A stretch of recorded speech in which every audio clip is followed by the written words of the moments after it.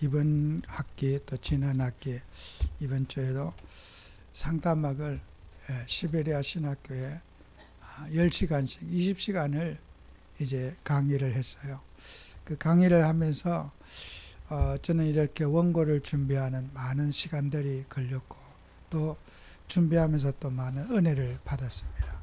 그래서 저도 이게 그냥 이 강의안을 또 폐기하기보다는 우리 성도님들과 또 좀 한번 나눠보고 싶어서 제가 이번 시베리아 신학교 1강 강의안을 설교로 준비했습니다. 앞으로 한 10주에 걸쳐서 이렇게 말씀을 준비해서 전달하려고 합니다. 그래서 우리는 상담과 습관에 대해서 오늘 이 시간에 한번 살펴보도록 하겠습니다. 그래서 우리 불신자들, 죄인들이 가진 습관과 육신의 문제는 어떻게 연관되어져 있는가, 우리 질문을 해보셔야 될 겁니다. 그래서 우리가 어떤 잘못된 육신적인 어떤 습관은 삶의 질에 상당한 영향을 줍니다. 사람이 충돌하지 않고 또 좋은 습관을 가지고 가정과 인간관계 하면은 정말 굉장히 행복해지지 않아요? 삶의 질이 참 좋아지잖아요. 근데 좀 특이 행동을 하거나 또 일반적으로 수용되지 않은 습관을 가지고 있으면은 그것을 통해서 불화가 일어나고 갈등의 요소가 되고 또 부부간에 대립되고 자녀와 사회 모든 관계 속에서 대립형으로 가게 되는 거예요. 그렇기 때문에 습관이라고 하는 이 부분은 상당히 육신의 문제와 연관을 깊이 가지고 있고 또 바른 습관은 삶의 질을 높이는데 굉장히 인간에게 유익하다는 거예요. 그래서 우리는 습관의 문제를 상담에서 다루지 않을 수가 없습니다. 반드시 이 습관의 문제를 다루어야 할 제목이거든요. 그리고 우리는 사람들에게 어떤 습관을 가지느냐는 것을 우리는 점검해 볼 필요가 있고 또 반대로 나의 습관도 또 한번 우리가 생각해 볼 필요가 있지 않습니까? 또 무심코 우리는 그 습관 속에서 하는 행동인데 상대방에게 충돌이 일어나고 또 갈등의 요지가 된다면은 우리는 습관을 또 한번 점검해 봐야 할 필요성이 있습니다. 그래서 우리가 신앙인들은 이 습관의 문제를 접근할 때 좀 특이 행동을 하면은 저 사람 영적 문제가 아니야. 그 귀신으로 인한 문제가 아니야. 이렇게 또 성급한 진단을 내리는 경우가 많이 있죠. 그러나 우리는 이 습관이라고 하는 문제는 우리가 좋든 싫든 내가 하는 행동은 누군가에서 배운 것이고 누군가에게 지식을 받아서 하는 행동이란 말이에요. 말의 표현 방식, 또 분노를 표출하는 방식, 이것은 누군가에 내가 배워서 나도 모르게 지식을 습득해서 사용하는 것이 창조적인 어떤 내 스스로 개발한 습관, 개발한 행동은 아니라는 것이에요. 이 사회 속에서 내가 태어나서 누군가에게는 습득한, 나도 모르게 습득한 지식이지 내가 창조적으로 습관, 어떤 행동을 개발해서 창의적인 머리로 새로운 어떤 그 개발한 모습을 보여준 것은 아니라고 우리는 단정할 수 있습니다. 내가 학교에 가서 배우지는 않고 또 부모님에게 이런 지시도 안 받았지만은 내 스스로 그 습관을 습득했던 그런 지식이 많이 있을 수 있다는 겁니다. 그래서 우리가 성경에도 로마서 12장 1절 2절에도 이런 말씀을 하십니다. 너희 몸을 하나님이 기뻐하시는 거룩한 산 제물로 드리라 그랬어요. 이렇게 우리는 몸과 마음을, 내가 몸이 있는 곳에 마음이 있고 마음이 있는 곳에 몸이 있지 몸과 몸이 분리할 수 없다는 거예요. 행동 따로 우리는 그런 마음에 있는 것을 행동으로 옮기고 또 행동은 마음을 표현하는 것이고 그런 거지. 행동과 마음을 분리할 수 없다는 거예요. 신앙이 바로 그런 거잖아요. 우리 몸을 거룩한 산 제물로 드리라. 내 몸이 제물이 돼야 되는데 우리는 그런 부분을 놓치고 있으니까, 그래서 사람들은 2절에 보면은 너희는 이 세대를 본받지 말고 마음을 새롭게 함으로, 세상 사람들은 그런 행동에 대해서 책임감을 갖지 않고 행동에 대해서 어떤 방관하는 그런 행동을 하는 거죠. 자기가 해놓고도 내가 한 것이 아니라 하는 거예요. 제3자가 한 것으로 생각하잖아요.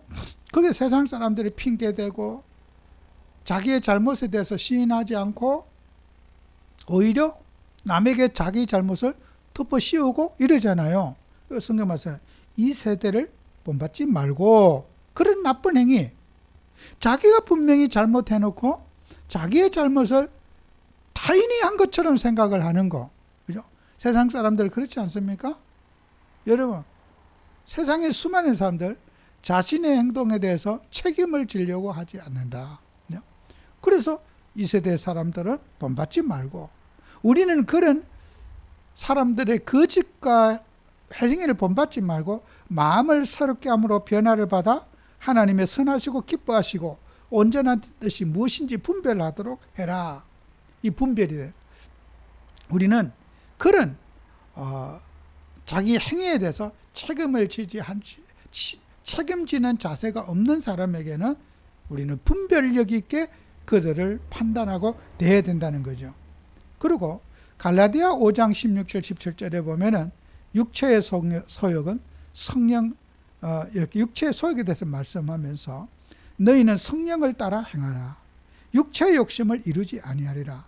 육체의 소욕은 성령을 거스르고 성령은 육체를 거스르나니 이 둘이 서로 대적함으로 너희가 원하는 것을 하지 못하게 하려 함이라 그랬어요. 육체의 소욕, 육체의 욕심과 성령의 생각이 대립되어진다. 서로 거스리게 된다. 대적하게 된다는 거 아니겠어요? 그래서 우리는 여기에서도 우리가 조금 생각해 볼 것이 있어요. 육체의 소욕이라고 할 때 어떤 우리가 육신적인 어떤 욕심, 육신적인 관심, 육신적인 것이 어느 선까지는 되고 어느 선까지는 되지 않느냐는 이 명확한 기준 우리가 세우기는 어려워요. 내가 돈을 갖고 싶고 명예와 지위와 삶의 안정을 취하고 싶은 그 욕구가 어느 선이어야지 욕심이고 어느 선이어야지 되느냐, 그냥 무조건 생각하지 말아야 되느냐, 아니면은 어느 정도 생각을 허용할 수 있느냐는 거예요. 이 부분은 각자의 판단에 목에 있습니다만은 제 개인적인 생각이에요. 하나님의 일에 방해가 되지 않는 선이어야 된다. 우리가 육신적인 뭘 하더라도 예수 그리스도께서 하신 이 복음과 하나님의 나라에 방해되지 않는 그 선이 그 경계다. 저는 그렇게 생각해요. 허용, 우리는 사람이 관심을 갖고 이웃과 인간관계에 사람이 해야 될 역할, 또 사람과의 나눠야 될 여러 가지 어떤 제목들이 있잖아요. 무조건 우리는 언둔 생활하고 세상적인 건 다 잘라버리고 만나지도 상종도 하지 말아야 된다. 그럼 직장도 못 가고 뭐 진짜 밥도 못 먹을 거 아니에요. 그러면 이 소욕이라고 하는 것의 경계선은 어디냐는 거예요.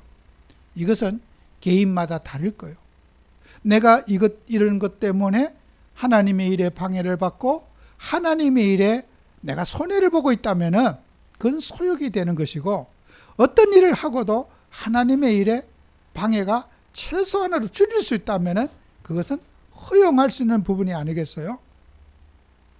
그래서 우리는 이런 것들이 각자의 그 상황마다 기준에 맞게 어떤 사람은 욕심이고 어떤 사람은 허용하는 범위라는 것을 우리는 꼭 기억해야 되는 거예요.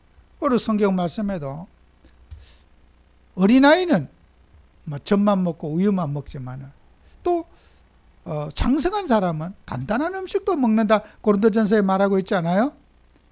우리는 어떤 믿음이 좋은 사람들은 어떤 사소한 문제에 우리가 관심을 갖더라도 쉽게 거기에서 넘어서고 해결할 수 있단 말이에요. 그러나 어린아이의 경우는 작은 일에도 거기에 걸려서 넘어져서 하나님의 일에 방해를 받는 일이 있다는 거죠. 그래서 이것은 각자가 결정해야 될 소욕이라는 이 관점은 각자가 정해야 될 관점이지, 이것은 어떤 주장하거나 개인적으로 이렇게 할 수 없는 부분이라는 거예요.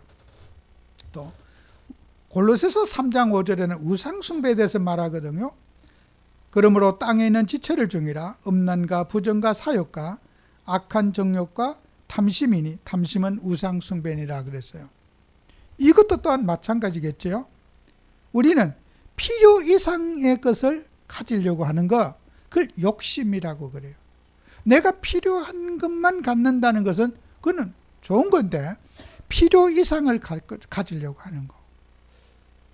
우리가 주기도문에도 일용할 양식을 주옵시고, 그죠? 정말 내가 자족하고 살아갈 수 있는 그것으로 만족해야 되는데 그 필요 이상을 구하고 필요 이상을 노력하는 거, 이것을 갖고 우리는 욕심이라 그래요.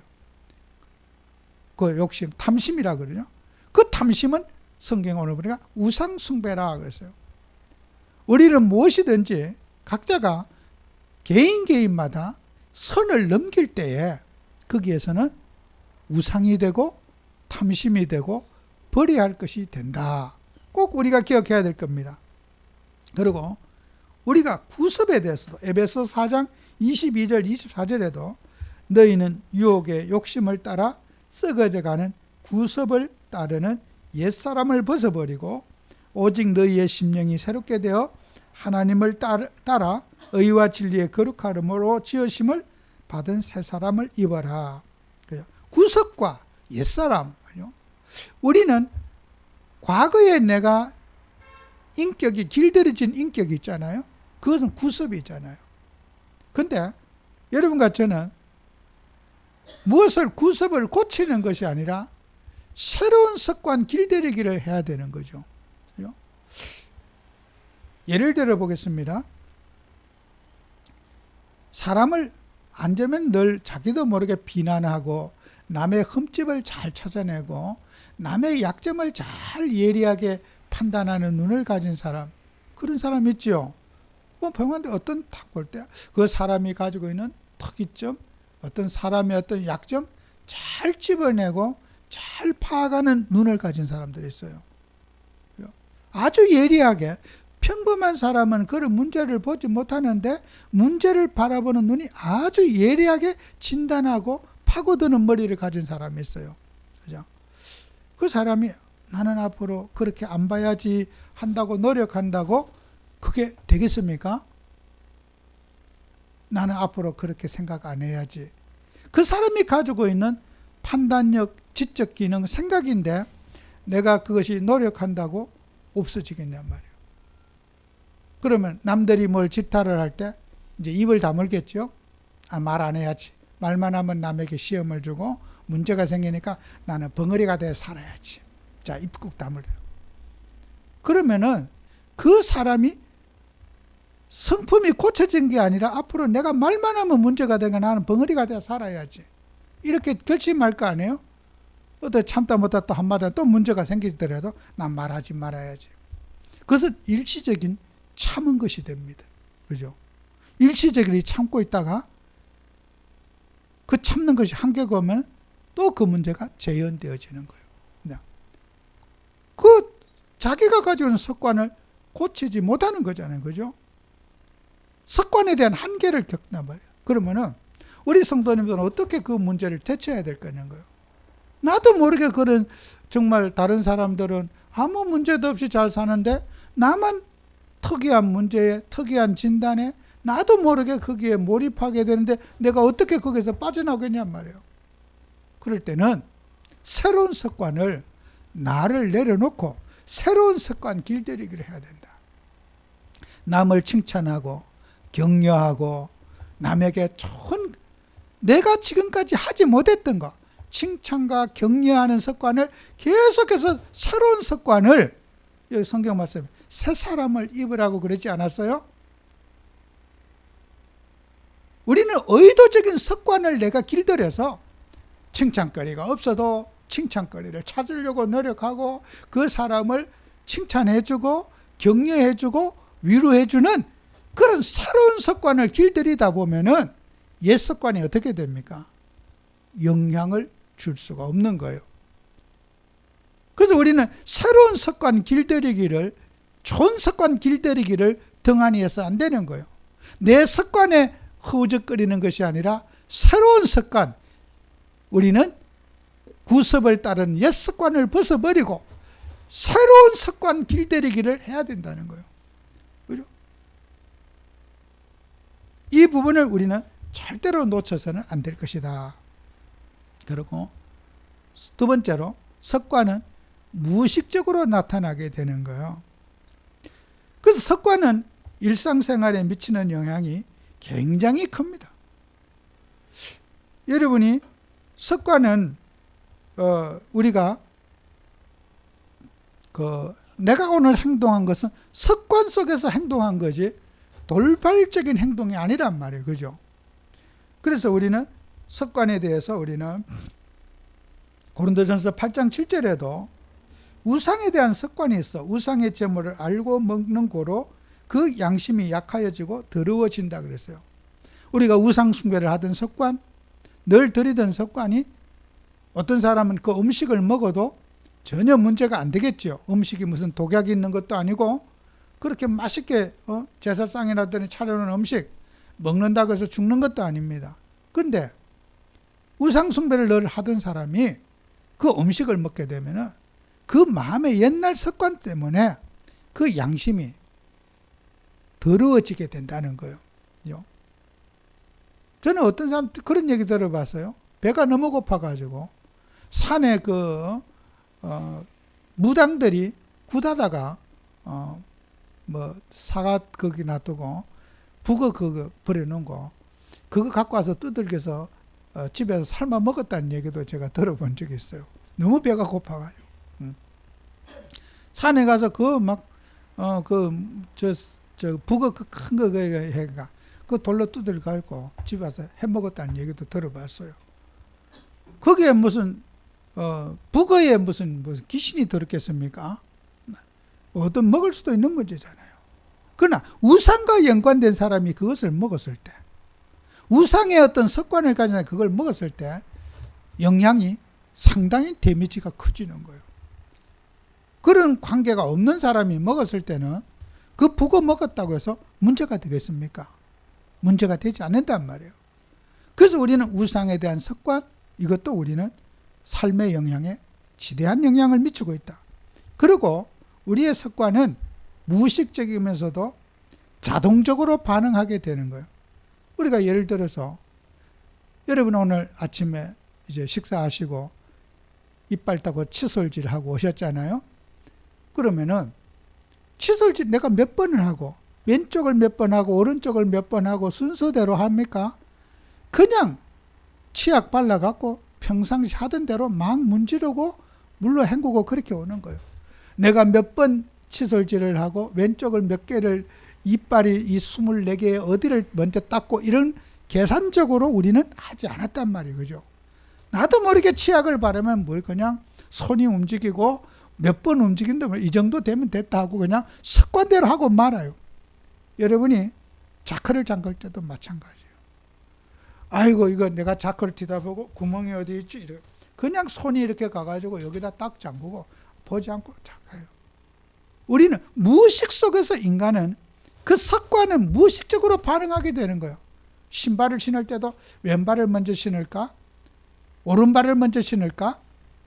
이렇게 고민하고 신는 사람 없다는 말이에요. 그냥 나도 모르게 신발장에 신발 꺼내가지고 왼발인지 오른발인지 아무 관심 없이 그냥 푹 찔러 넣어서 신고 그냥 나오시는 거예요. 이렇게 우리의 삶의 전체적인 부분은 습관이 나를 지배하고 있는데 습관을 우리는 무시할 수는 없다는 거예요. 그리고 우리 성도님들이 좋은 습관 길들이기를 노력해야 되는 거예요. 예배드리는 습관, 기도하는 습관, 말씀 보는 습관. 성경 보기 싫어요. 습관이 안 됐다는 거지 보기 싫은 게 아니거든요. 우리는 좋은 습관화를 만들어 가야 되지 않겠어요? 나 교회 가기 싫어요. 그건 습관이 안 됐다는 거잖아요. 아이 예배들 예배 시간 교회 가는 당연한 습관화된 신앙을 가져야지 우리가 후대를 살리고 미래를 살릴 수 있지 않겠어요? 오늘 교회 가야 될까 말아야 될까 집에서 앉아서 고민을 한 30분씩 하고 있다. 그 사람은 습관이 안 된 거예요. 그죠? 마귀가 들린 게 아니라니까요. 우리 어린 자녀들에게 나 오늘 교회 가야 될까 말아야 될까 친구 만날까 오늘 교회 그 고민을 하고 있다는 자체는 습관이 안 됐다는 말이에요. 마귀 들려서 그런 거 아니에요. 우리는 습관과의 싸움을 해야지. 자식을 불러놓고 너 귀신 들렸어. 마귀 들렸어. 악마가 너를 유혹한 거야. 글쎄 그럴까요? 우리는 많은 사람들이 귀신 책임, 마귀 책임, 우리 책임 하나도 없어요. 그냥 참 안타깝죠. 그죠? 모든 게 다 귀신 책임입니까? 내가 노력할 부분은 없느냐고 하는 거예요. 그 습관에 대해서. 우리가 건전한 신앙을 저와 여러분이 우리가 영적인 진단하고 영적인 판단하는 것은 좋은 것입니다. 그렇게 돼야 됩니다. 저도 오늘 오면서 기도하면서 혹시 내 설교가 육신적으로 흐르지 않도록 하나님 도와주세요. 간절히 기도했습니다. 우리가 영적인 부분을 생각하는 것은 정말 그건 좋은 신앙입니다. 그러나 모든 것을 영적으로만 보고 육신적인 노력할 수 있는 부분에 대해서는 우리가 성도들이 퉁치고 다 마귀 책임이니까 나는 모든 것은 마귀가 다 유혹해서 그렇고 나는 아무 책임 없고 죄를 지어도 마귀가 그렇지 나는 하나도 문제 없어. 그렇게 뻔대로 나가시면 안 된다는 거예요. 여러분이 건전한 신앙을 가지셔야 돼요. 제가 왜 여러분에게 오늘 이 상담학을 강의합니까? 그것은 제가 우리 신학교에 또 우리 목사님이 되실 분들 아닙니까? 이 바른 신앙과 신학이 되어 있지 않으면은 엄청난 말들을 많이 오염을 시켜요. 정말 우리는 이 부분을 꼭 우리 기억해서 내가 어떤 습관에 대해서 교정하고 이런 습관에 대해서 새로운 습관을 길들이기를 나는 얼마나 노력했는가 꼭 우리는 점검해 보셔야 된단 말이에요. 그래서 세 번째로 상담은 습관을 가르치는 것은 필수적이에요. 여러분을 어떤 범죄를 저지르고 문제를 일으킨 사람 왔어.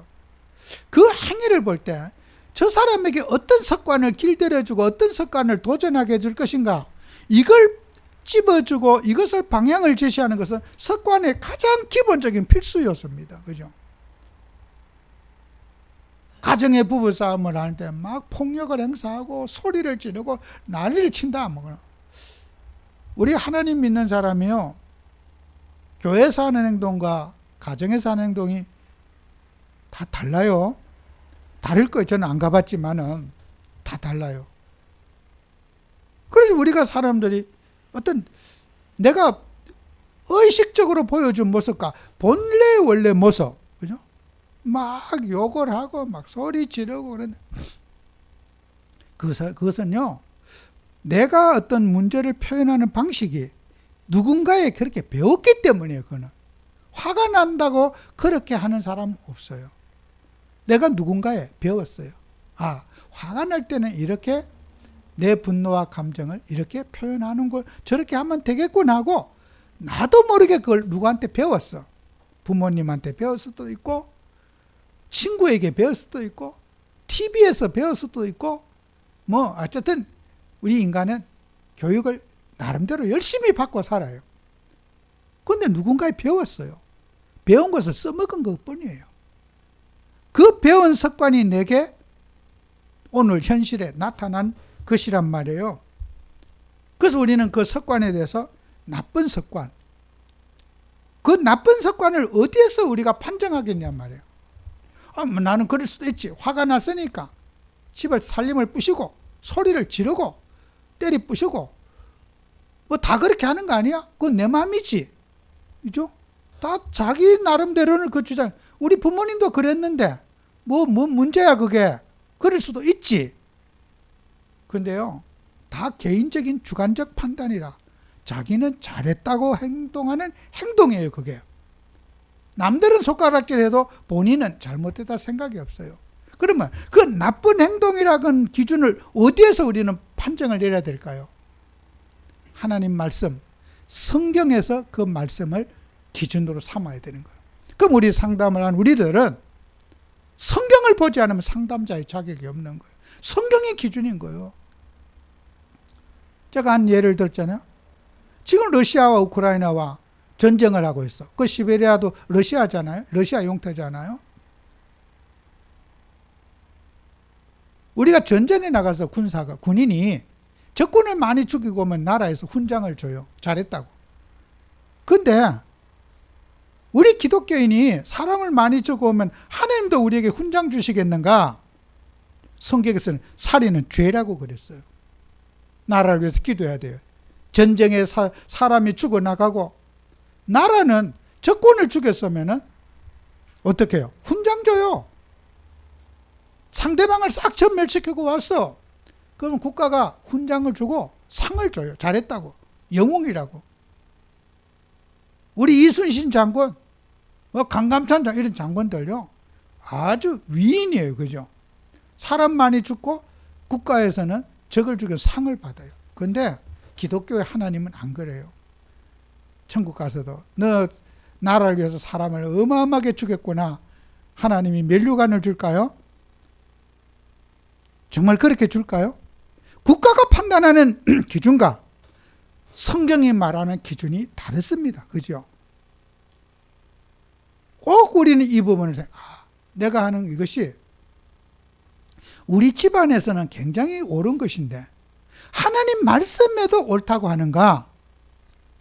내 친구는 내가 행동을 굉장히 잘했다고 박수 쳐주는데 옆집 아줌마도 그런 걸 그런 거 당신이 표현한 건 잘했다고 인정해 줬는데 성경 말씀에도 내 행동을 인정해 주고 있는가? 성경을 기준으로 우리는 판단해야 돼요. 나쁜 행동, 좋은 행동의 판단의 기준은 하나님 말씀이에요. 말씀 갖고 판단해야 되는 거죠.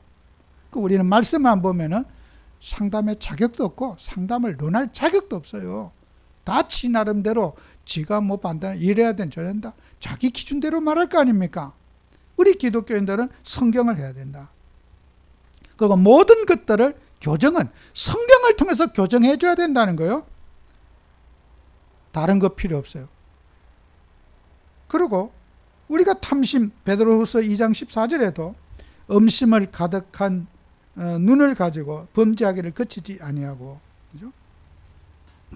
또 그들은 마음에 연단된 마음을 가진데 저주의 자식이라 그러죠.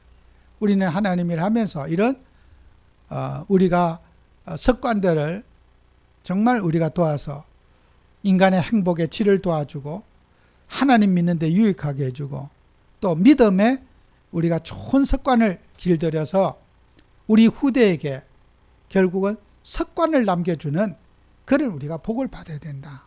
그죠? 우리가 기도하는 습관, 예배드리는 습관 이런 것을 우리 후대에게 전달해줘서 후대가 우리 죽고 난 이후에도 그 믿음의 습관들을 잘 이어갈 수 있도록 어떤 사람 일요일날 교회 꼭 일요일날만 가야 돼. 습관을 폐기하고 1년 365일 주의 날이니까 아무 때나 예배 드려도 돼. 예배는 많이 드려도 되지만은 주일날은 일요일날은 예배 드리는 날이야. 습관입니다. 그 습관이 없으면 어떻게 돼요? 교회는 존재할 수가 없어요. 일요일날 예배 드리는 습관은 좋은 습관이에요. 주님이 교회를 위해서 주신 습관이란 말이에요. 이 습관을 파기하고 아무 때나 그냥 예배 드리면 돼. 예배를 많이 드리려고 그러는 겁니까? 놀려고 그러는 겁니까? 의도가. 본인의 양심에. 그것은 주일날 예배 드리는 습관을 부정하는 것은 어떤 이유든지 그 사람은 하나님의 인도를 못 받은 말이에요. 그 습관은 깨뜨리면 안 되는 거예요. 항상 우리는 예배하는 습관, 기도하는 습관 이런 것들을 우리 후대에게 정말 물려줘서 우리가 죽은 이후에도 기독교 예배가, 교회가 지속될 수 있도록 우리가 그 습관을 세우는 것이 세계복음화입니다. 꼭 우리는 이 습관을 가지고 승리하는 여러분 되시고, 또 우리는 이 말씀 붙잡고 이번 한 주간도 나의 습관을, 아름다운 습관을 길들이기 위해서 노력하는 그런 한 주가 되시기를 축원합니다. 기도합니다. 주님, 우리에게 은혜를 주셔서 정말 우리는 하나님이 기뻐하시는 삶을 살게 하시고, 또 우리는 믿음으로 새로운 습관 길들이기에 노력하는 저희들이 될 수 있도록 축복해 주옵소서. 예수님 이름으로 기도합니다. 아멘.